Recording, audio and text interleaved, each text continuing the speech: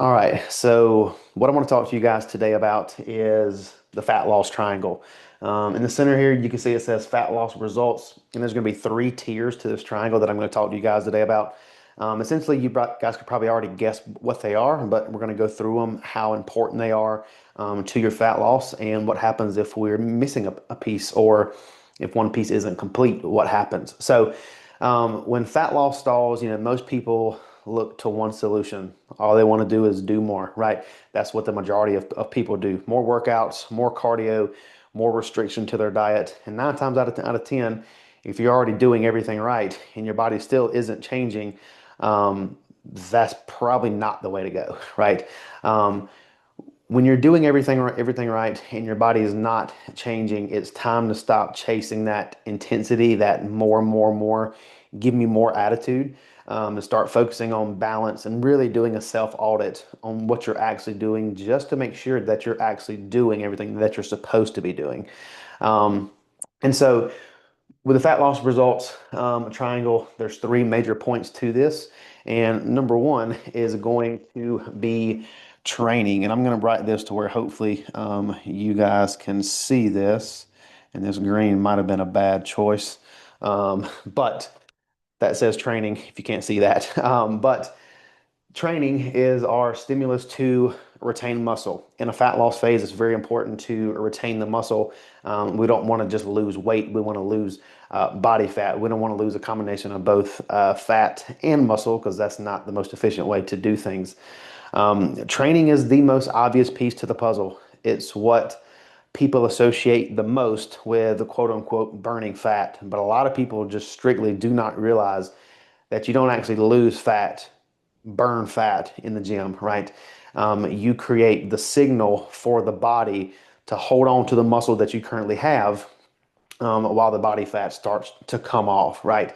Um, the real fat burn, fat oxidation, whatever technical term that you want to call it, really happens that happens when your body actually taps into the stored fat content, the fuel content, whatever that you want to say, the other 22, 23 hours of the day, but only if you're in the right environment, right? That's where the rest of this triangle kind of comes into play too.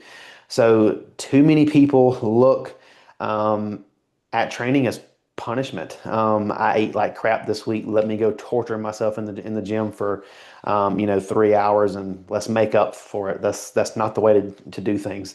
That's not actually how you make up, I guess is the best way to put that, for what you did. I guess is kind of another way to put that, and that seems kind of harsh, but a lot of people look at it that way. Um, Now, a lot of people, once they get into that mindset, they start spinning their wheels. They go on panic mode. They do tons of hit cardio, extra steps on the Stairmaster, extra treadmill work, and all of this is not helpful in the least bit. Again, you're trapped in that more is better mentality mindset, and that's not always the best thing to do. Um, so here's what training should be focused on instead of a punishment. Resistance training 3 to 5 times a week is going to help you retain muscle the most. Um, Not being a cardio bunny, not going to the gym to just do cardio, go in the gym and lift weights. That's what's going to help you retain the most muscle during your body fat reduction phases, right? Um, the next one is progressive overload. You're going to want to and gradually progress in some way, shape, or form. And there's tons of different methods of progressive overload, whether that be increasing reps, weight, volume, tempo, rest periods. We could probably name 10 more, right? Um, but in essence, training has to have some kind of progressive overload worked in there as well too. And then some kind of lower impact cardio, such as getting in steps, riding a stationary bike, things like that. That can be important for like energy output, help with recovery. As long as it's not too crazy, it can obviously do wonders. Now, if you go on the extreme end of that spectrum and hop on the bike and want to ride 20 miles a day because you felt bad for eating that donut the day before, well, you're probably going to crash your fatigue out and do a lot more harm than you intend on doing. So I want you to leave the gym feeling accomplished, not broken, not you just hit an arm day and and your arms are about to explode, which in essence that could be a good thing. But if you're in there doing 100 sets to try to burn all the food that you ate off yesterday, obviously that's defeating the purpose of what we're doing here, right? So your goal in a fat loss phase is not to quote unquote burn calories, it's to preserve as much lean muscle tissue as possible and give your body a reason to hang on to the muscle. We don't care about if we lose 20 pounds, but 15 of that is muscle. You're going to look awful at the end of that. Just being 100% honest, you will not like the way that you look. So, number two is nutrition. I'm going to put this one on this side over here, and I apologize for the um, nutrition. I apologize for the green. Um, we'll try blue on the next one.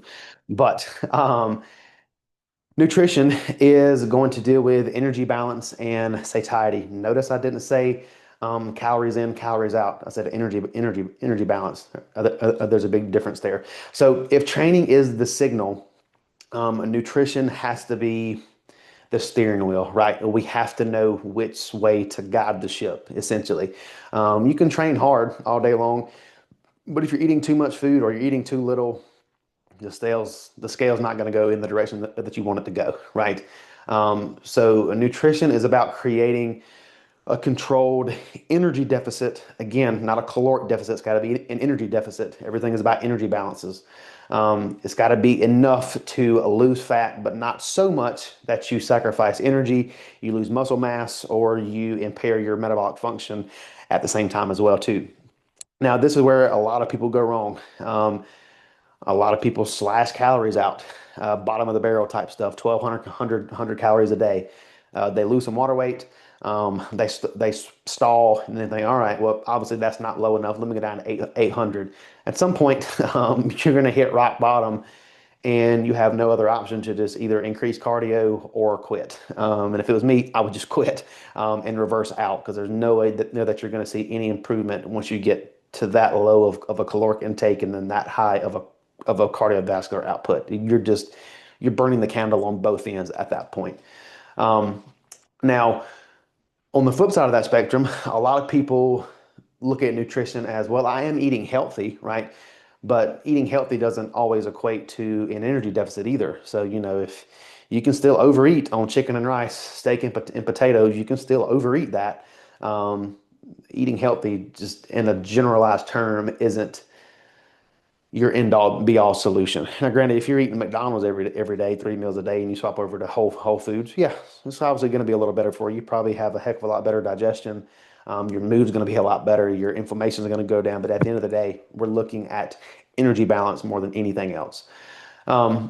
So your fat loss nutrition, just in a very generalized spectrum, you should aim to at least keep your protein at least 1 gram per pound of body weight. Now, if you're an individual who is, obese, has a very high, body fat percentage, maybe pull that back down to, your lean body mass goal. So if you're, I don't know, 500 pounds and you want to get down to 300, it might be a good idea to put your protein at 300 instead of 500, just because 500 grams of protein is a ton of protein. If you've ever tried to eat that much, um, it's tough. It would be very hard to get that much down in a day.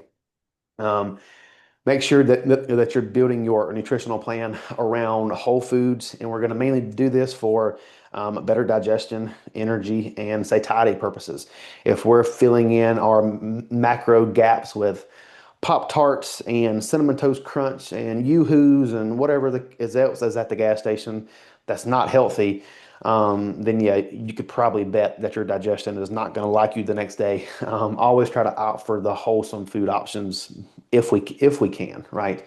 Um, Make sure that you are calorie aware of what you're eating. And granted, nobody should have to track calories their entire life from today until the day that they put you in the grave, right? Nobody should have to track calories every single day of their life. But at some point, you still need to be conscious of what you're eating. If it was me and I had to go to the store later today to get food for the 4th of July cookout tomorrow, um, am I going to grab those cheap 70/30 hamburger beef patties that are frozen already and have a crap ton of sodium in them and have 30% fat content? Absolutely not. I'm going to go try to get 95.5 or something a heck of a lot leaner, something that's fresh, just to have more wholesome food, um, in my diet and, maybe everybody else's too. Again, I'm just being calorie aware, right? Those two hamburger patties, just in an essence in itself, could be 300 to 400 calories difference just in one 4 to 5 or 4 to 6 ounce hamburger patty, right? So again, just being calorie aware of what you're eating can also help you out a ton too.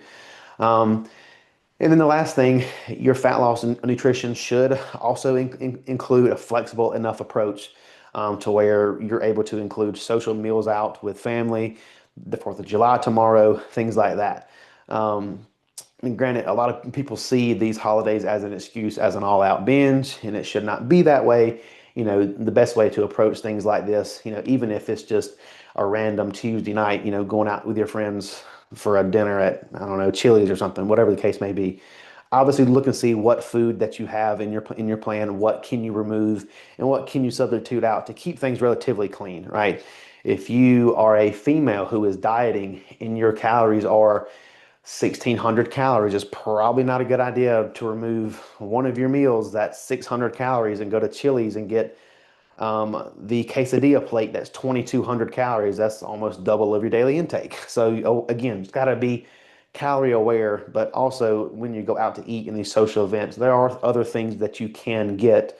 It might not be always the things that you want to get, but if we have a big goal to hit, then sometimes we just have to put those emotions to the side and just do what we have to do, essentially. Um, Now, number three is, I think, the biggest one, and I'm going to write it at the top. A lot of people neglect this one. I'll ask you guys first. Anybody that can, if you want to unmute yourself, what do you think it is? Anybody at all? Before I say it, or you could put it in the chat if you can't talk.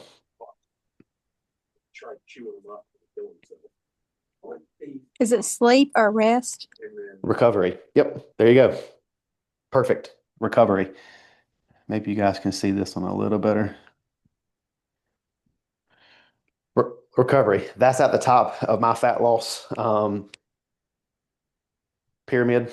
Um, there has been two instances, even in the past week, to where, and if Miss Roxanne was on the call, I could use her as a great example.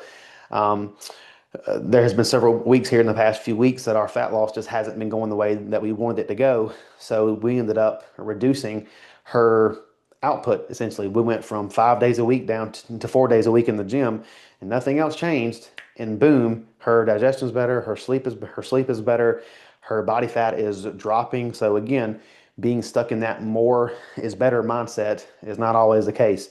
I know all of us here love to work out. 5 days a week seems awesome. Even 7 days a week would seem awesome to some of us, but sometimes it might just have to be an instance to where you're going 3 to 4 days a week if we're really goal oriented toward getting to that goal, in the most time efficient manner, right? Um, so to me, recovery is one of the most underrated parts of fat loss, and it's usually the first thing that people skip, in general when progress slows. Once fat loss starts to stall, um, people think, oh, it's got to be my diet. I need to pull something, or oh, guys, I'm not going hard enough in the gym. Never are they like, how good is my sleep? Am I drinking enough water during the day? Um, When's the last time that I stretched? There's a lot of things that people just do not look at when it comes to recovery. And I will say, in the past 3 months where I've been stretching 4 to 5 days a week has tremendously helped my recovery. That is no lie. I did not think something so simple as stretching for 15 minutes a day, 4 to 5 times a week, it wouldn't make that much of a difference. But knock on wood, this fake wood desk I have here, my knee pain has drastically went down since then. So, um, but what I'm getting with this is the truth is you don't get leaner by pushing your body harder in most cases, right? You get leaner by supporting it better. Recovery is going to include things like getting adequate sleep, 7 to 9 hours a night. Obviously, have some kind of stress mitigation tactics in place. Try to have lower cortisol, just for an overall better fat loss environment. Improved blood sugar regulation, digestion and gut health. nervous system regulation, and this is shifting from, that fight or flight response to rest and digest. If you're always on high alert, your body is not going to be able to get into that state of rest and digest. And if we're not in that state, then recovery is really not happening at a big clip at all. So, if we look at things just retrospectively, if your sleep sucks, your cravings are going to spike up. Your hunger hormones are going to go everywhere. Your body's going to start holding water like crazy. You're going to start binge eating. I mean, it's a cascade of effects that's just going to start trickling downstream if you don't get a hold of it rather quickly. If your stress is through the roof, and you don't have any kind of stress mitigation tactics to help that, or you're not doing yourself any favors by trying to do something like box breathing, or putting the phone down for a little bit and just trying to be in the moment, get outside, go for a walk. You're going to be inflamed, bloated, holding water weight all over your body, in your face, abdomen. I mean, it doesn't matter if your food and your training is on point. If your stress level is through the roof, and they're mainly composed of things that you can control, but you're not controlling them, then you're just shooting yourself in the foot, essentially. Um, and then the last thing is, people think recovery is doing nothing. So, like a rest day. I stretch for 30 minutes a day on my rest days. Am I going to the gym? No. Am I getting my steps? Yes. Am I stretching? Yes. Am I doing some kind of foam rolling? Yes. I'm doing something. I'm not waking up, sitting on the couch all day, doing nothing. I'm actually still getting some kind of active recovery. What I'm not doing is going to the gym and hitting an extra arm day because, oh yeah, I feel good. I'm gonna go hit an extra arm day. Nope, you're just creating more systemic fatigue, and you're just digging yourself into a deeper hole, just to have 1 or 2 hours of social interaction at the gym and to have an arm pump. If we're being completely honest. So out of all of this, why does the triangle even matter in the first place? Why did I draw this thing here? So let's just say if you've been grinding it out in the gym, right? You're tracking your food, you're staying on plan, um, your training is spot on, you're progressing in the gym, but you're stuck. Scale's not moving. Something is not right. It might not be a nutrition problem. It might not be a training problem. So have you looked at recovery? If this pertains to that one, this goes to this one, and this is to this one, well, what happens if you remove some of this? Well, that's going to fall over. Then that's going to fall over. The fat loss triangle collapses, right? Um, so if you're ignoring any aspect of the triangle, don't expect for this to don't expect for this fat loss to keep going, because it's gonna crash. Now, one thing that you can do to kind of audit yourself is rate yourself on these three things here on a scale of 1 out of 10, or yeah, 1 out of 10 for each one. If you don't get at least a 24 out of 30, then you probably should reevaluate and see what you're doing. And how did I come up with that number? It's easy math. I'm sure that you guys figured it out. If you're not at least an 8 out of 10 on your adherence for your recovery, your nutrition, or your training, then you have a hole that you need to fix somewhere.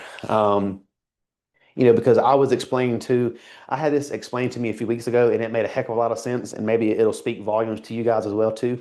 So we all know that if you give, 80%, right, toward a goal, you're going to get there, right? Is it going to be the fastest? No, because there's always 81 through 100, right? There's other metrics that you could do to get you to 100, right? But kind of the way that I had explained to me the other week that made my adherence to my own plan even step it up a notch, like really get super hyper focused with what I do in my own plan, had this kind of statement really made a big difference to me. So 80% is 80%, right? Is what it is. 90% is 90%. But if you've ever been 100% on everything, from tracking your water to tracking your sodium to every single step is accounted for, to your sleep is dialed in, where every single thing is just checkbox after checkbox is completed, that 100% actually dictates to about 1,000%, right? Because there's a big gap in between 80 and 100. But once you get up to that 100% where you're really checking every single metric every single day, your sleep is great, your recovery is great, your digestion is great, your blood glucose regulation is great, your training is great, your food is great. I mean, life is great, right? From the aspects of this fat loss triangle, that 100% really equates to to 1,000, and that's where you really see things take off. Now, do I say that to say that to see the best results, you need to be 100% dialed in every single day? No, that's not what I'm saying at all. But if you can shoot toward that target of, I don't even want to call 80%, mediocre, right? But it is something that a lot of people shoot to because they're like, oh, as long as I hit 80% this week, I'm good. I'm checked off, right? But in an essence, you're leaving 20% on the table, right? So that just kind of dials down to the fat loss triangle here. Is you really have to make sure that each one of these here, that you're giving at least an 8 out of 10 effort here. And then it just kind of goes to shows, even if you do give an 8 out of 10 effort, let's just say that, this line here represents 10 out of 10, right? If we do, I think that's 1, 2, 3, 4, 5, 6, 7, 8, 9, 10. There we go. All right. So, I mean, even if you do, erase that one and that one, there's still an opportunity that that's going to fall and the fat loss result is going to fail. Now, this is becomes more prevalent the leaner that you get. But for the majority of folks, as long as you can hit 8 out of 10 consistency every week, you're good. So, with that being said, if I was you guys, I would audit myself. I would look at my fat loss triangle and just be 100% honest with yourself. Are you doing everything that you need to be doing? And if you're not doing it, ask yourself why. It's a very simple and basic question hey, I was 70% on my meals this week. Well, why? If you cannot give yourself a good answer, oh, well, I just, I mean, they don't have a reason. Well, then that's something that you can improve on, right? To make this triangle stronger. So, with that being said, don't obsess over perfection. Look for, 80% alignment in this fat loss triangle, is going to remain steady. Granted, just like I said, the leaner that you get, these little small occurrences is where things start to fall apart. But again, that's the very last 1 to 5% of the diet. That's more or less like contest prep stuff. When you get like very, very shredded, and that in itself is a whole another ballpark.